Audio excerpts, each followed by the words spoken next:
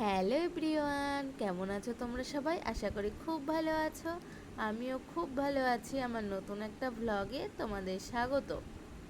তো দিনটা ছিল বছরের প্রথম দিন, তাই সকলকে জানাই শুভ নববর্ষ। সকলের যেন নতুন বছরটা খুব খুব ভালো কাটুক। তো এই যে সকালে ঘুম থেকে উঠে আমি এই যে ঘরগুলো ঝাড় দিয়ে নিচ্ছি। আর এই যে সোফাটা একটু নোংরা হয়েছে, তো ওই জন্য একটু সোফাটা পরিষ্কার করে নেব। আর কুশানগুলোও একটু ঠিকঠাক করে রেখে দেব। তো এই যে সোফাটা একটু পরিষ্কার করে কুশানগুলো ঠিক করে রেখে দিচ্ছি। আর সকালে ঘুম থেকে উঠেই দেখি বাবা মা বাড়ি ছিল না। এখানে কেষ্টরায়ের মন্দির আছে, তো ভোরে বাবা মা দুজনে গিয়েছিল। আস্তে আস্তে একটু লেট হয়েছিল। তো বিয়ের পর থেকে প্রত্যেক বছরই মাকে দেখি কেষ্টরের মন্দিরে যেতে। বছরের প্রথম দিনটা স্নান দান করে মা বাবা দুজনাই যাই। আর এই যে ঘরে একটু ড্রেসিং টেবিলটাও নোংরা হয়েছিল, তো একটু এই যে গুছিয়ে নিচ্ছি আর একটু মুছেও নেব।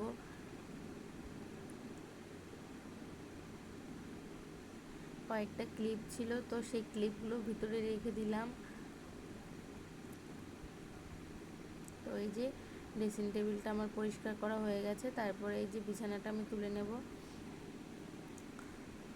তো বিছানাটা অনেক অনেক বালিশ হয়ে যায়, কারণ মেয়ে আর আমি থাকি তো। আর বালিশ দিয়ে মানে চারিদিকটাকে ঘিরে রেখে দিই, ওই জন্য আর কি অনেক বালিশ হয়ে যায়।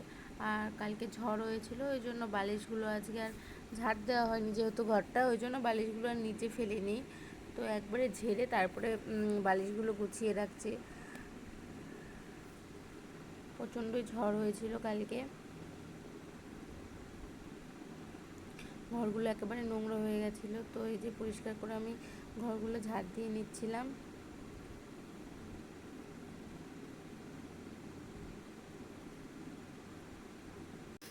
এই যে ঘরটা আমার ঝাড় দেওয়া হয়ে গেছে। তারপরে কিছু জামা কাপড় ছিল, তো সেইগুলো কেচে, কিছু না অনেকটাই বেশি জামা কাপড় ছিল, আজকে দুটো বালতি ভর্তি জামা কাপড় হয়ে গেছিলো। তো এই যে সেইগুলো কেচে আমি ছাদে মেলতে চলে এসেছি।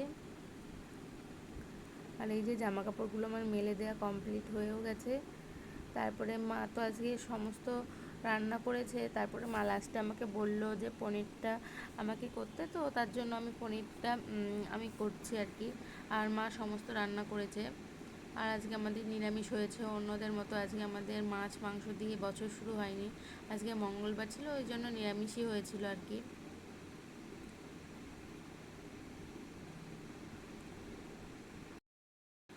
আর সকালে মা দুধ উতলিয়েছিল, তো অনেকেরই আছে এই নিয়মটা পয়লা বৈশাখের দিন।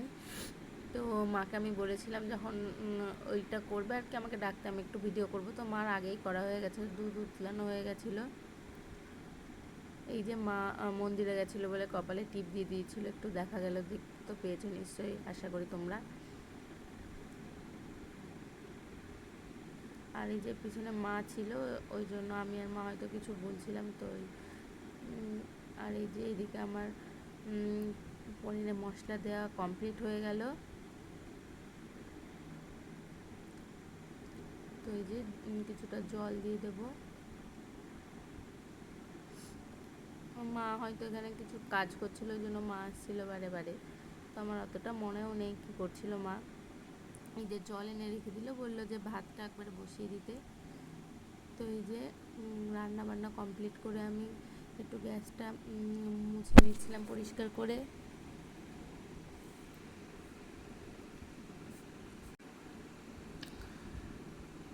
এই যে যে নোংরাগুলো আর কি লেগে থাকে ওই পাশে, সেইগুলো আমি ব্রাশ দিয়ে একটু পরিষ্কার করে নিচ্ছিলাম। আর এইসব করতে অনেকটাই লেট হয়ে গেছিলো আমার, আজকে স্নান করতেও তাই অনেকটাই লেট হয়ে গেছিলো। তো মা বাবা তো সকালেই স্নান করে মন্দিরে গেছিলো বললাম। তো সকালেই স্নান হয়ে গেছিলো, আর আমার আজকেই লেট হয়ে গেছিলো অনেকটাই।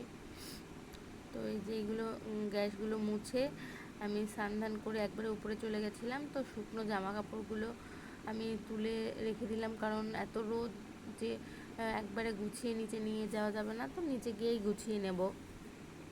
আর এই যে কয়েকটা কাঁথা শুকিয়েছিল না, তো সেগুলো আমি নিচে নিয়ে চলে গেছিলাম, তো পরে মেলে দিয়েছিলাম।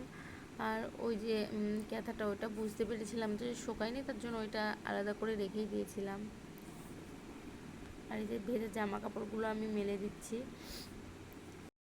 তো তোমাদের তো বলেইছিলাম যে আজকে অনেক জামা কাপড় হয়েছে। এই যে প্রচুর সকালে জামা কাপড় ছিল, কিন্তু দুপুরে অতটা হয়নি, স্নান করে কম হয়েছিল আর কি জামা কাপড়। আর দেখো পয়লা বৈশাখে হালখাতা করতে কতটা ভিড়, লাইন দিয়ে সবাই পয়লা বৈশাখে হালখাতা করছে। আর এই যে আমাদের 3টে দোকানেই ছিল আর কি হালখাতা। তো এই যে মা যাচ্ছে, এটা একটা মামার দোকান। তো আজকের ভিডিওটা এতটাই ছিল, ভালো লাগলে লাইক কমেন্ট অ্যান্ড শেয়ার।